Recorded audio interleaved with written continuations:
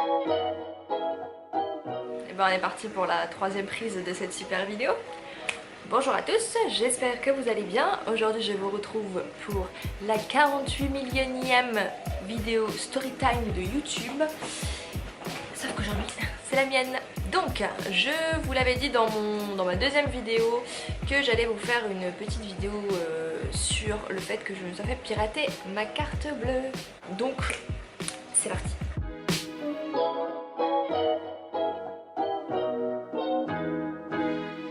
On est arrivé à Bali le 26 avril. On a retiré de l'argent parce qu'en fait il faut savoir que sur place il y a très peu de choses qui se payent par carte. Première semaine se passe nickel, tout se passe bien, on a de l'argent, on est tranquille, on vit notre meilleure vie. Et arrivé à Ubud le mercredi avant d'aller au Mont Batour. En fait, je fixe là parce qu'il y a un tas de fourmis et je ne sais pas ce qu'elles font. Bref, le mercredi avant d'aller au Mont Batour, j'essaie de retirer de l'argent le matin, sauf que le distributeur était en panne, il n'y avait rien d'affiché sur l'écran. Mercredi après-midi, je retire de l'argent sur mon compte, tout se passe bien. Jeudi, du coup, pas besoin de retirer d'argent. Vendredi, on décide d'aller retirer de l'argent parce que je n'ai... pourquoi déjà?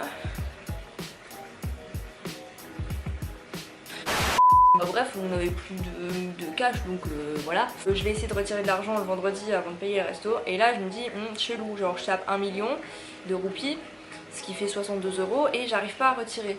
Je me dis, bon, peut-être qu'il n'y a plus assez de cash dans la machine, donc je tape 500 000 roupies et ça me donne 500 000 roupies. Je me dis, bon, bah ok, au calme, je peux payer le resto, tranquille. Après le resto, du coup, Nina se dit, bon, bah si t'as réussi à retirer que 500 000 roupies, déjà tu vas essayer de retirer toi encore un coup, et moi je vais essayer de retirer de l'argent aussi pour qu'on en ait assez. Oh putain!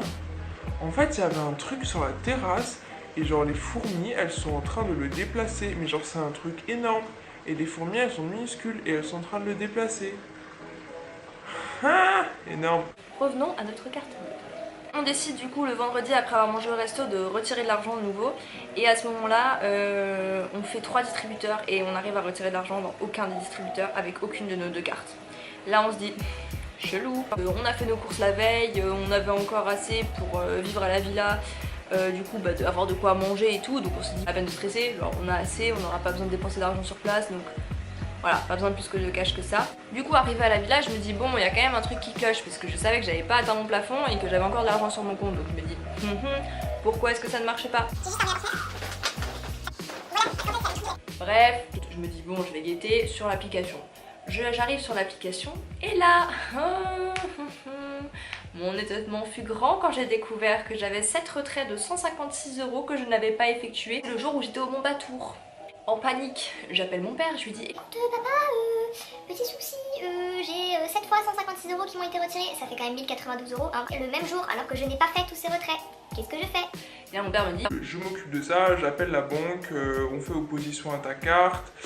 On t'en recommande une nouvelle et on déclare que ces retraits n'ont pas été faits par toi. Et alors ce que je ne comprends pas, c'est que c'est des retraits en cash, c'est-à-dire que quelqu'un est allé dans un distributeur et a retiré de la thune sans avoir ma carte, puisque je n'ai pas perdu ma carte et à aucun moment ma carte a été dans les mains de quelqu'un d'autre. Donc avec Nina on se dit bon, comment ça se fait? Donc on cherche sur internet et là on découvre en fait qu'il existe des dispositifs à mettre sur les distributeurs qui en fait enregistrent tes données à cause de la bande magnétique qui est sur ta carte, et à l'aide d'une caméra en fait ils voient ton code et après le lendemain ils font un fake de ta carte. Cool, n'est-ce pas? Voilà, donc on m'a retiré 1092 € le 8 mai, on m'a encore retiré de l'argent le 9 et le 10 du coup j'ai fait opposition. Sauf que ce qu'il y a c'est que moi j'ai pu voir toutes ces informations sur mon application et Nina ne voyait pas après le 2 mai toutes les opérations qui ont été faites, sachant qu'on était le 10. Là on s'est dit ok, sachant qu'on a fait nos retraits au même endroit à chaque fois et que toi non plus t'as pas réussi à retirer de l'argent, logiquement ça veut dire que tu t'es fait pirater ta carte. Mais on n'avait pas assez de cash pour tenir encore une semaine, donc ce qu'on s'est dit c'est qu'elle ne fait pas opposition tout de suite.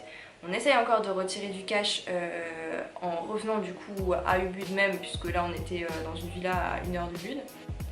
Donc on se dit bon, on laisse passer le week-end, moi toutes mes démarches étaient entamées et tout. Le lundi du coup on marche jusqu'au centre du but, on en avait pour 1 heure de marche avec nos sacs de 12 kg. On on a kiffé. On arrive dans le nouvel hôtel qu'on avait booké du coup en prévision donc pour la semaine, le temps que je reçoive ma nouvelle carte. Et là on se dit bon, on va essayer de retirer de l'argent pour qu'on ait au moins de quoi manger pour la semaine. On allait retirer de l'argent, on arrive dans un premier distributeur, ça n'a pas marché, on allait dans un deuxième distributeur où on arrive à retirer que par coupure de 500 000 roupies. On a réussi à retirer du coup 2 millions de roupies en tout et pour tout. Mais après ça, on n'arrivait plus à retirer d'argent. Donc elle a décidé lundi d'appeler le centre d'opposition en se disant qu'il fallait quand même qu'elle fasse opposition à sa carte parce que c'était certain que quelqu'un lui avait piraté sa carte. On appelle le centre des oppositions et là le mec il l'a un peu prise pour une conne en fait, tout simplement. Hein. D'abord elle lui dit bon voilà j'ai un souci, je pense que je me suis fait pirater ma carte, j'arrive plus à faire aucun retrait alors que j'ai de l'argent sur mon compte. Madame, vous êtes sûre que c'est pas un problème de plafond? Ce à quoi Nina répond bah non, puisque j'ai pas retiré 1500 € en une semaine. Ok, je vais vérifier. Donc là elle lui donne son nom, son prénom, patati patata. Il arrive sur son compte, il fait ah bah c'est bien ce que je vous disais, vous avez trop retiré. Bah non, je vous dis que j'ai pas retiré autant d'argent. Ah mince, parce que vous avez plusieurs retraits de 2 500 000 roupies le même jour. C'est ce que je te disais, elle a été piratée. Après avoir expliqué au mec que non, elle n'avait pas perdu sa carte, mais que tout simplement quelqu'un lui avait pris de l'argent en créant une fausse carte. Il a dit ok bah je fais opposition, pour le reste je vous laisse voir avec votre banquière pour tout ce qui est recommandé une carte patati patata. Voilà pour l'histoire. Donc moi j'ai perdu 1300 € qui vont être remboursés par ma banque puisque j'ai une assurance qui couvre énormément de choses. D'ailleurs conseil, si vous partez à l'étranger, demandez à avoir une carte Gold, c'est vraiment important de faire la demande parce que tout simplement il y a une assurance de rapatriement, une assurance en cas de perte de bagages, de vol. Il y a énormément de choses qui sont prises en compte dans cette assurance donc c'est vraiment important de penser à ça. Chose à faire lorsque ça arrive, si ça vous arrive malheureusement. Tout d'abord, vous vérifiez. J'ai remarqué la différence entre le moment où c'est mes retraits qui avaient été faits et les moments où c'est quelqu'un d'autre qui avait retiré avec ma carte. C'est-à-dire qu'en fait, il y avait des informations qui ne correspondaient pas. Chaque distributeur a un nom avec un numéro. Et en fait, tous les retraits que je n'avais pas fait, c'était juste une suite de 0. Et en plus de ça, c'était aussi le lieu auquel était rattaché le distributeur. C'est-à-dire que ceux que moi j'avais fait, c'était Denpasar, Bâle. Et ceux que l'autre personne avait fait, il y avait marqué Denpasar, M. Donc si ça vous arrive, pour collecter des preuves, regardez sur vos relevés de compte et vous regardez les retraits et vous allez voir qu'il y a sûrement une différence. Alors, il y a des différences si vous retirez dans différents distributeurs, déjà, mais regardez la différence entre les retraits que vous avez effectués et ceux qui ont été effectués par la personne qui vous a volé de l'argent. Tout simplement. Vous faites des screens, vous envoyez à votre banquière, vous expliquez voilà, ça c'est les retraits que moi j'ai fait, ça c'est les retraits que je n'ai pas fait. Comme ça, vous contestez les retraits. Vous faites opposition à votre carte. En plus de ça, soyez attentifs. Si quelqu'un veut vous prendre votre carte et la passer derrière le comptoir ou aller dans une autre pièce avec, jamais laissez votre carte seule parce que c'est pareil, ils peuvent avoir exactement le même dispositif, copier vos données bancaires, vous faire entrer le code et regarder le code que vous tapez et créer un fake de votre carte. C'est plutôt handicapant comme situation, surtout qu'on est toutes les deux sans carte, donc voilà, on peut juste rien faire à part attendre et se nourrir, tout simplement. Et puis voilà, c'était la petite story time du jour. J'espère que vous avez bien rigolé face à ma naïveté. Du coup, je tenais juste à remercier mon petit papa qui a fait en sorte que je puisse avoir ma carte le plus vite possible, qui s'est occupé d'appeler la banquière, de voir avec elle, de lui envoyer des screens de mes comptes, etc. pour que tout se règle au plus vite et que je puisse avoir une carte au plus vite. Merci d'avoir regardé cette vidéo, je vous souhaite une belle journée et puis je vous dis à très bientôt pour une prochaine vidéo. Et bien c'est tout pour aujourd'hui. Des bisous, bye bye.